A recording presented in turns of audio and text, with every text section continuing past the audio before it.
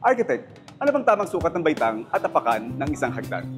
Ayon sa National Building Code of the Philippines, Chapter 12, Section 1207, ang taas ng ating baitang or riser ay dapat hindi hihigit sa 200 mm or 20 cm.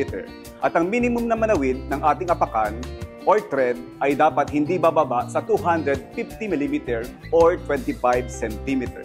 Now, nandito tayo ngayon sa isang hagdan at ito ang actual illustration natin. So ito yung tinatawag na riser o baitang at ito naman yung tinatawag na apakan or tread.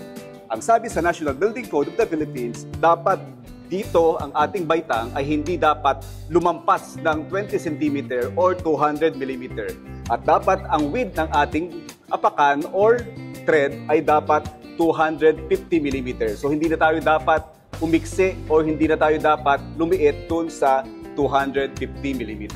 So bakit mahalaga ang tamang baitang at apakan ng isang hagdanan? Gaya nito, kapag itong riser na to or itong baitang na to is more than 20 cm or 200 mm, minsan mahirapan tayong humakbang lalo na sa mga bata at sa mga elderly people. And may cause accident na madulas sila dito sa inaapakan nilang hagdan.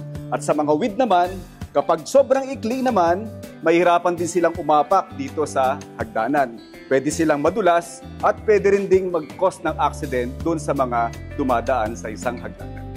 Gaya nitong hagdan ito ay nasa tamang sukat ng baitang at apakan. So sukatin natin siya. So itong ating baitang, ang sukat niya ay 17 cm or 170 mm. Gaya nung nakikita nyo. At ang kanyang apakan naman or tread ay 33 cm. So malapad siya. So kitang-kita nyo, enough yung sapatos ko na magkasya dito sa tread ng ating hagdanan. Now you know, I'm Architect Jojo, joyfully sharing with you what Archi knows.